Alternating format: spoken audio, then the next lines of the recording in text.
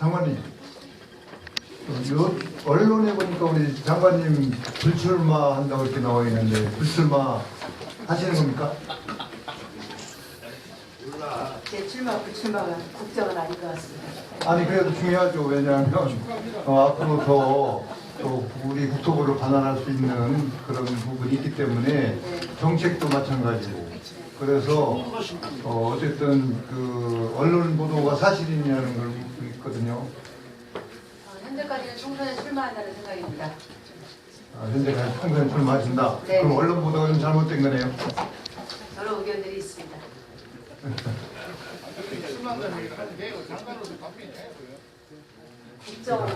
국정이 아니라고 말씀드렸죠. 그래서 1분이나 지나갔네 그때. 빨리 그만두세요. 장관님, 취임 이후에 이제 오늘까지 이렇게 보면 15차례 정도가 이렇게 부동산 정책이 발표되었습니다. 이것 정책에 불구하고도 이제 서울 수도권 주택 가격이 급등을 하고 지방은 이렇게 폭락하는 그런 주택 가격의 양극화가 이렇게 심화되고 있습니다. PPT 잠깐 보십시오. 이 주택 가격 양극화 비교표인데 전국 상위 10곳 중에 가장 많이 오른 곳이 분당, 그 다음에 영등포 등으로 이렇게 서울 평균 19%를 정도 상승을 했습니다. 그리고 반면에 이제 창원, 거제, 김해 등은 한 15% 넘게 이렇게 하락을 하고 있거든요. 그래서 지난 8월 한 달 동안에 지방분들이 서울 아파트를 얼마나 매입했나 이렇게 조사를 해봤어요. PPT 다시 띄워주시죠. 지방에서는 서울 아파트를 매입하는 원정 매매 건수가 2019년 1월 달에는 394건, 8월에는 1705건으로 4배 이상 이렇게 급등을 했어요.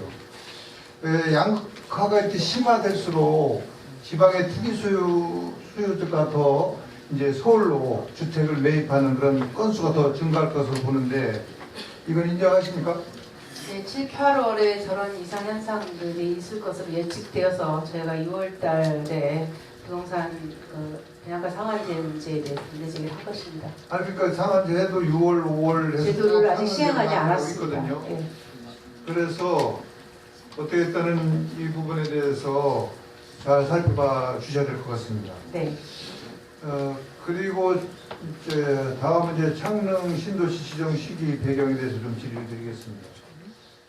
그동안에 이제 고향 창릉 지구와 관련해서 일산 주민들의 반발, 또 우리 장관님 지역구도 되겠는데 도면 유출 의혹 등 많은 지적이 이렇게 계속되고 있었거든요.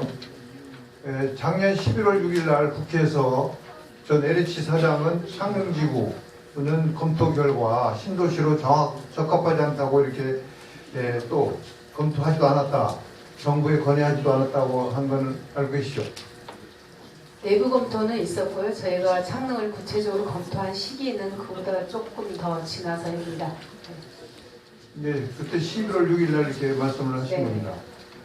그런데 우연찮게도 박상호 사장 퇴임 3일 전에 LH는 국토부에 창릉지구 지정 요청서를 발송을 하고 또 국토부는 5월 7일 3기 신도시 창릉지구를 발표하게 되는데 이게 LH에다 창릉지구 지정 요청서를 보내라고 이렇게 지시하거나 얘기한 거는 아니죠?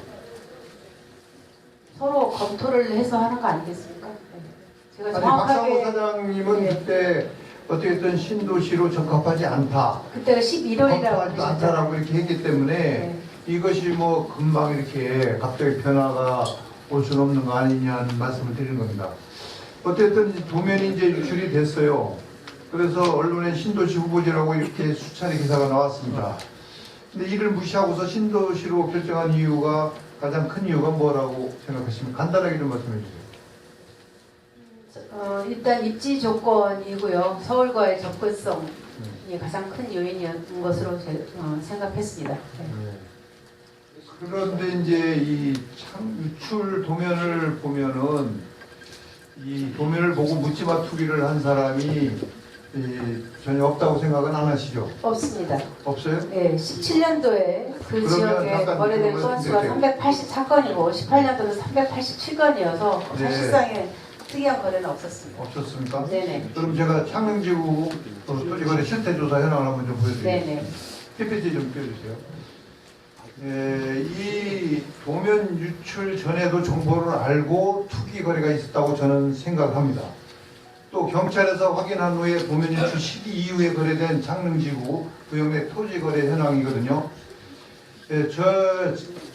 우리 본의원실에서 전수조사한 결과입니다. 그런데 토지 거래 내역 중 총 146건이 중에 단독 거래가 68건, 또 지분 거래는 아시죠? 무슨 내용인지? 네, 알고 있습니다. 16명이나 또 공동 소유한 것도 있어요. 네네. 지분 거래가 78건입니다.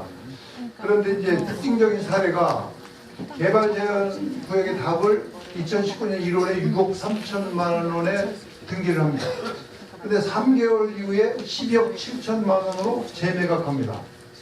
이 6억 4천만 원의 차익을 넣는 건데 이게 상식적으로 판단이 되는 부분입니까? 이게 투기라고 생각하지 않아요? 제가 저 개별 사례는 잘 모르겠고요. 지분 거래를 지금 많은 분들이 지목을 하시는데 지분 거래가 이루어진 지역은 이번에 저희가 발표한 신도시 지역이 아니라 그 옆에 상당히 몇 킬로 떨어진 향동 지구와 가까운 지역에서 지분 거래가 있었던 것으로 확인되어서 창릉 신도시와 무관한 것을 근데 이거는 판단했습니다. 지금 창릉지구 토지거래 실태 조사를 한 겁니다. 제가 이거는 제가 한번 확인해 보겠습니다. 네. 네, 그렇게 확인하신다고 말씀하셔야지 아니라고 말씀하시면 안 돼요. 아니요, 그 지분 거래 말씀드린 거고요. 저걸 제가 그러니까 확인하겠습니다. 지분 거래라는 것은 토지 이 투기를 한 겁니다. 왜냐하면 공동으로 이렇게 하는 것은 전형적인 투기 의원님께서 수단이거든요. 말씀하신 이 거래가 지분 거래입니까? 지분 거래가 78건이 나왔다는 말씀을 드리는 겁니다. 그러니까 지금 이 차익이 발생한 이 거래가 지분 거래 토지입니까? 요거는 그냥 개인 이 두 명이 아마 한 걸로 저는 알고 있는데 예. 저희가 볼 때 이거 제가 확인해 보고요. 지분 거래는 아까 말씀드린 것처럼 창릉 신도시하고 무관한 지역에서 벌어진 겁니다. 그럼 다시 또 한 번 더 확인을 해주세요. 그런데 이제 이게 3개월 뒤 2배 가격을 이제 매입을 했다고 말씀드렸잖아요. 근데 이게 창릉지구가 5월 7일 발표를 했습니다. 근데 4월 30일에 등기를 완료를 했거든요. 그래서 혹시나 해서 인허가 서류를 좀 살펴봤어요. 인허가가 있는지. 그런데 인허가 나온 것이 또 하나도 없습니다. 그래서 뭔가 이렇게 확신이 없다면 개발 제한 구역 땅을 이렇게 산다는 것은 도저히 이해가 안 되는 그런 부분이라는 말씀을 드립니다. 아까 제가 말씀드렸듯이 이 지역에 1년에 384건 정도의 거래가 있습니다. 네, 그건 이제 이따 말씀드리고 시간이 없어서.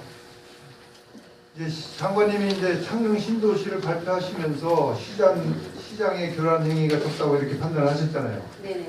근데 이 지적에 문제가 없다는 것이 시장 교란 행위가 많다 적다는 어느 기준을 갖고 말씀하시는 겁니까?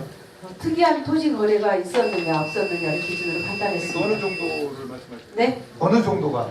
그러니까 2017년에 그러니까 도지 그 창릉 신도시 발표 전에 거래되었던 것들이 1년에 384건이었습니다. 근데 네. 2018년에 387건이어서 사실상 그걸 저한테 좀 제출해 예, 주시고요. 그렇게 하겠습니다. 그럼 PPT 다시 한번 띄워주세요. 이 경찰 조사 결과 도면 유출 시기 이후의 거래 내역입니다. 이게 18년 3월 이후가 되겠죠. 이렇게 많이 나오거든요. 그래서 A씨, B씨가 15억 6천에 매입해서 대출 없이 매입을 했거든요. 이게 자금 출처도 의심되는 것이고 이렇게 많은 차익을 내고 있다는 말씀을 드리고 이 부분에 대해서 한번 잘 살펴봐 주세요.